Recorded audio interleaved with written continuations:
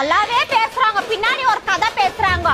சத்யாக்கா, என் பொண்ணை என்ன அந்த மாதிரி கேள்வி கேட்டுக்கிற? இவ்வளவு புலி தானே கேட்டா, வேற எதனா கேட்டாளா உங்க வீட்டுல? அதுக்குள்ள வந்து பத்த வச்சிட்டாங்களா யாரோ? யார் பத்த வச்சாங்களா? இல்ல நான் கேள்வி கேட்டே இல்லையா நீ? 6 மணி மேல ஆச்சும் பொண்ணு வந்து என்னன்னு கேட்க தெரியுமா? புளி குடு, பூண்டு குடு, மாச்சிஸ் குடு, கடுகு குடு, அதெல்லாம் குடுப்பாங்க. 6 மணி ஆச்சுன்னா குடுப்பாங்க வீட்டுல. நீ குடுப்பியா சொல்லு ஃபர்ஸ்ட். இன்னைக்கு ஒரு முடிவு கட்டுறே பார்வதி.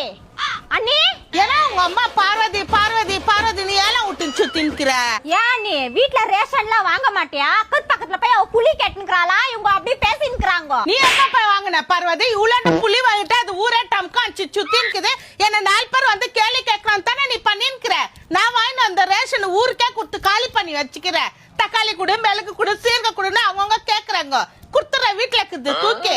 உனக்கு தெரியல, புத்தி இல்ல, குடும்பத்தானே பண்ற. பார்வதி கரெக்டா சொல்லு, எப்ப வாங்கணும்ட்டு. நேத்து தான் கொஞ்சம் கேட்டேம்மா. ஆண்டி ஆண்டி கொஞ்சம் புளி இருந்தா கொடுங்க ஆண்டி. புளியெல்லாம் இல்லம்மா. ஏன் அது கொஞ்சம் புளி கடிச்சு கொடுத்துருக்கா? ஏன் இல்லன்னா 6 மணி ஆச்சுன்னா புளி குடு, மாச்சிஸ் குடு, கடுகு குடு, உப்பு குடுனா யார் குடுப்பாங்க? இந்த பார்வதி அவங்க அம்மாக்கு இருக்கு. உன் பொண்ணுக்கு சொல்லி வாழு, ஊறப்பட்ட ரேஷன் வாங்கி வந்து கொட்டுறேன் மாலா தேடி. இது எத்தனை பேர் தானம் பண்ணிட்டு இப்ப வந்து கேள்வி கேட்டுக்கிறியா நீ? பாருங்க, என் பொண்ணுக்கு புத்தி தான் சொல்லி தரேன். அப்படி கத்தாத ஜோரா.